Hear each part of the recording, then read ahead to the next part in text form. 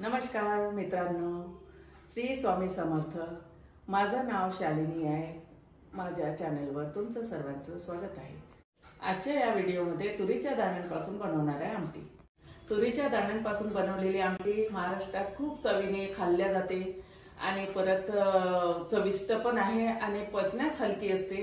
आता ही आमटी मी सोप्या साध्या पद्धतीने घरी असलेल्या साहित्यापासून बनवणार आहे। आता आमटी बनवायला सुरुवात करू। मी आज तुरीच्या दाण्यांची आमटी बनवत आहे। त्यासाठी लागणारे साहित्य, यामध्ये मी मिरची घेतलेली आहे 3-4 आणि हे अद्रकचे तुकडे घेतलेले आहे आणि लसूणच्या त्याच्या 5 पाकळ्या घेतलेल्या आहे आणि हे ओला कांदा घेतलेला आहे आणि हे म्हणजे आपल्याला पेस्ट करायसाठी, पेस्ट लावायला लागते पातळ करायसाठी, त्याच्यासाठी मी ज्वारीचं पीठ घेतलेलं आहे, जिरा घेतलेला आहे आणि ह्या तुरीच्या दाण्यांचे दाणे घेतलेले आहे, हे बारीक करायचे आपल्याला। आता मी हे तुरीचे दाणे बारीक करून घेतलेले आहे। मिरची अद्रक आणि पेस्ट, मिरची अद्रक आणि लसूण याची पेस्ट करून घेतलेली आहे आणि विसरली होती मी टमाटरची पेस्ट, ते पण मी बारीक करून घेतलेले 5-6 टमाटर। आमटीला सुरुवात करत आहे।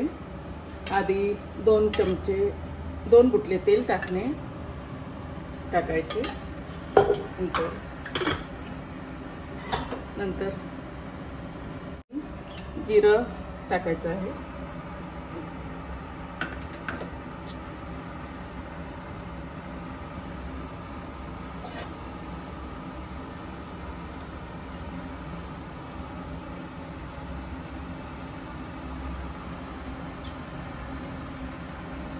नंतर ओले कांदे टाकायचे आहेत, त्यानंतर ही पेस्ट टाकायची आहे, लसूण अद्रक आणि मिरची याची पेस्ट लालसर बारीक करून घ्यायची, हळद टाकल्यानंतर चांगलं लालसर होऊ द्यायचे। नंतर लालसर होऊ द्यायची ही चटणी।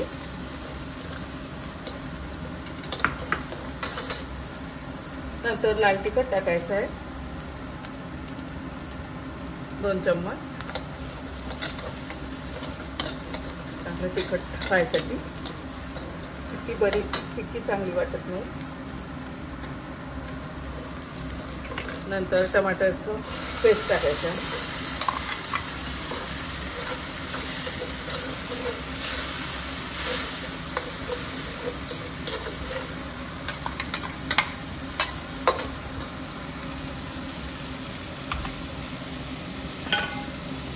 चवीनुसार मीठ टाकायचं आहे,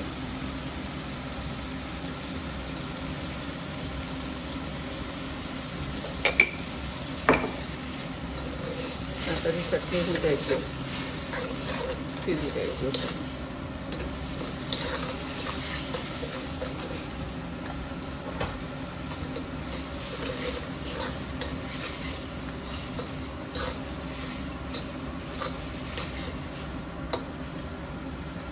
2 मिनिट होऊ द्यायचं आहे।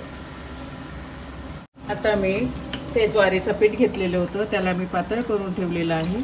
गाठीनं बनवता पेस्ट पातळ करायची, कारण यासाठी आमटी घट्ट न होता पातळ झालेली खूप छान वाटते। आता मी टाकत आहे तुरीचे दाणे याच्यामध्ये बारीक केलेले। ही आमटी खूप खायला छान वाटते तुरीच्या दाण्यांची। हिवाळ्यामध्ये तर खूप लोकांकडे जास्तीत जास्त शेंगा आलेल्या असतात, पौष्टिकही असतात खूप आणि खूप मस्त वाटते भाकरीसोबत, पोळ्यांसोबत खूप छान वाटते ही खायला। तर याच्यामध्ये हे ज्वारीचं पातळ केलेलं पीठ टाकायचं आहे आणि थोडं पाणी टाकायचं आहे। 5 ते 10 मिनिट छान शिजू द्यायचं आहे।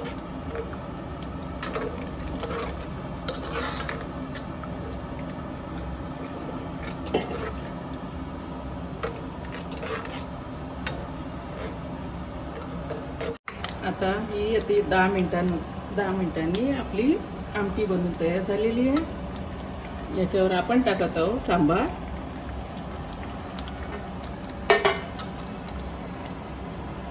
आणि सर्व करतो।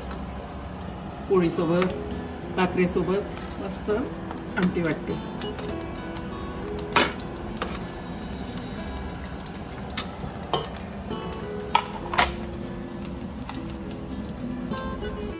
चला तर आमटी तयार झालेली आहे मित्रांनो। ही आमटीची रेसिपी नक्की ट्राय करून बघा आणि कमेंट करून सांगा की कशी वाटली।